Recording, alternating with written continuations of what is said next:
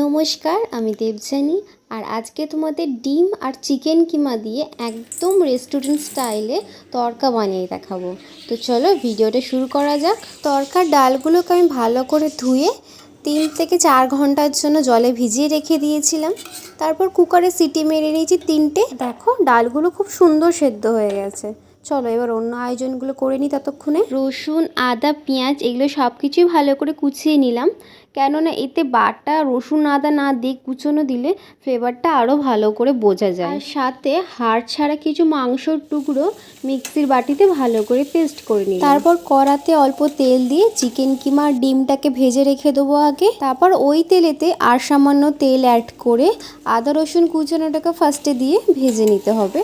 তারপর আমরা পেঁয়াজ কুচোনোগুলো দেবো।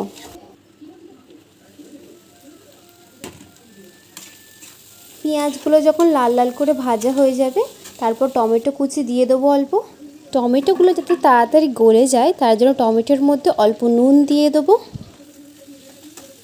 টমেটোগুলো গলে একদম মিশে গেলে তারপর একে একে মশলা দিয়ে দেবো।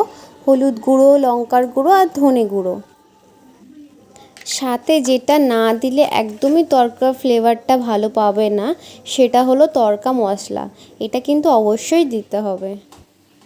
আমার মশলাটা একটু শুকিয়ে আসছিল, তাই আমি যেই ডাল সিদ্ধ করে রেখেছিলাম যেটাতে, সেই ডালের জলটা অল্প দিয়ে মশলাগুলোকে ভালো করে কষিয়ে নেব। তোমরা চাইলে আলাদা উষ্ণ গরম জলও এতে দিতে পারো, কিন্তু আমি ডালে সেদ্ধ করার জলটাই দিলাম, কেননা এতে ডালের পুষ্টিটাও পাবে আর ফ্লেভারটাও পাবে।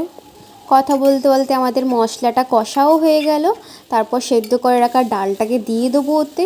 তারপর ভালো করে নেড়ে চেড়ে নেব। সেদ্ধ করা ডালগুলো মশলার ভেতর দিয়ে অল্প জল দিয়ে ভালো করে ফুটিয়ে নেব। আর ডালটা ফুটে আসলে কিছুক্ষণ আগে থাকতে যে ভেজে রেখেছিলাম ডিমের ভুজিয়া আর চিকেন কিমাটা, সেগুলো একে একে দিয়ে ভালো করে নেড়ে চেড়ে নেবো আবার। আর কিছুই না, আর কিছুক্ষণ জাস্ট ফুটিয়ে নিলেই আমাদের রেডি তড়কা, একদম রেস্টুরেন্ট স্টাইলে। সাথে ওপরে তোমরা কুচানো ধনেপাতাও দিতে পারো, আমার কাছে যেহেতু ছিল না তাই আমি দিই। গরম গরম রুটির সাথে একবারে পেটে যাওয়ার জন্য রেডি আমাদের তড়কা। চলো দেখা হচ্ছে নেক্সট ভিডিওতে। টাটা।